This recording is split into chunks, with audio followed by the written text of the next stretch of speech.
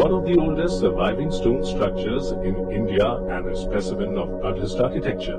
The Great Stupa at Sanchi will help you join the dots between one of ancient India's most powerful rulers, King Ashoka, and the subsequent rise of Buddhism. This hemispherical stone dome, however synonymous with Sanchi, when originally commissioned by Emperor Ashoka in the 3rd century BCE, was a simple brick structure with the relics of Lord Buddha placed in a central chamber. About 46 kilometers northeast of Bhopal in Madhya Pradesh lies the Sanchi Stupa, a UNESCO World Heritage Site, and a landmark structure tracing the evolution of Indian architecture starting with the Maurya period. One of the best conserved stupas, the Great Stupa at Sanchi with its 4 ornamental doornas or gateways draws visitors from all over the world to this day who spend hours at the site, marveling at this Buddhist architectural masterpiece and the richness of its sculptures. The great Maurya ruler, Ashoka, who reigned over the entire subcontinent between 268 and 232 BC, can be credited for laying the foundation of a typical vihara, Buddhist monastery architecture as evident in Sanchi, a trend that flourished through the centuries until the 12th century.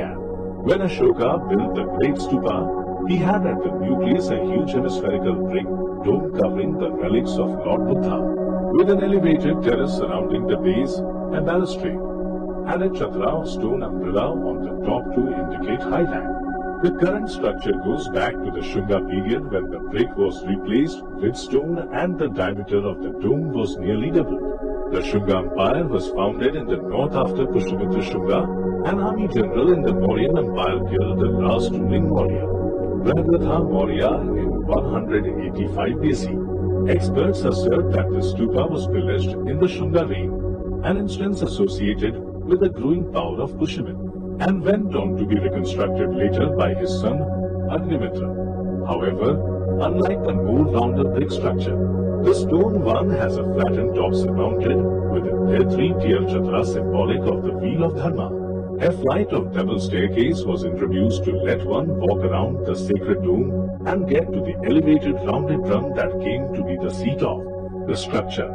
Early inscriptions indicate that the extremely ornate gateways on all 4 directions and the heavily carved balustrade running the circumference of the stupa were added to the original structure in the 1st century BCE in the reign of the Satavahanas. Take a closer look at the gateways and the balustrades and you will witness a spectrum of illustrations revolving the life of the Buddha, including tales from Arisula's Jagatmala. It is interesting to note the way symbolic manifestations of the Buddha have been used across the carvings in the form of tree or inanimate object, like wheels, thrones or footprint. Notice one of the pillars of Ashoka in polished sandstone in the main Torana, though only the bottom half of the pillar stands on the side. To look up the upper half, you need to visit the Sanchi Archaeological Museum close by. Just as you descend the hill from the main stupa side, you will notice a single-storied white building in a compound of tall trees and green gardens. This is the SI Museum for Sanchi and was set up in 1919 by its then Director General, Sir John Hubert Marshall.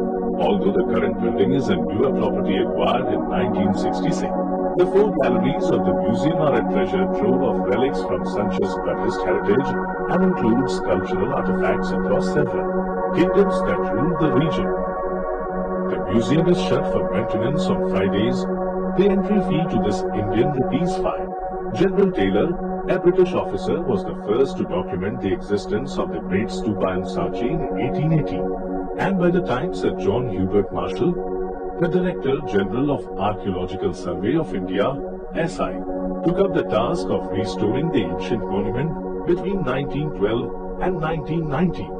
It had already suffered significant damage in the hands of treasure hunters and general trespassers. To explore the Sanchi Stupa and the Sanchi Archaeological Museum, you can stay in Sanchi town at one of the budget hotels. Else pick a hotel in Bhopal city which has wider choices for board and lodging, and is a fairly easy commute to the stupa site as well. Choose the winter months of November to March to visit Sanchi, as the weather for the rest of the year remains perceptibly hot and arid. In the said months, it would be easy to walk around and spend more time viewing the extensive relief.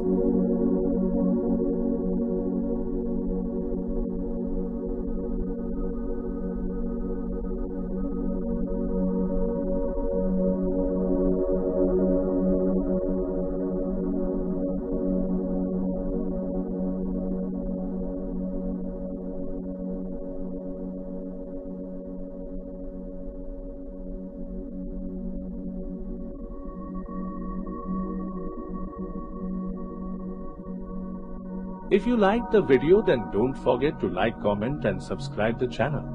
See you soon with an interesting episode.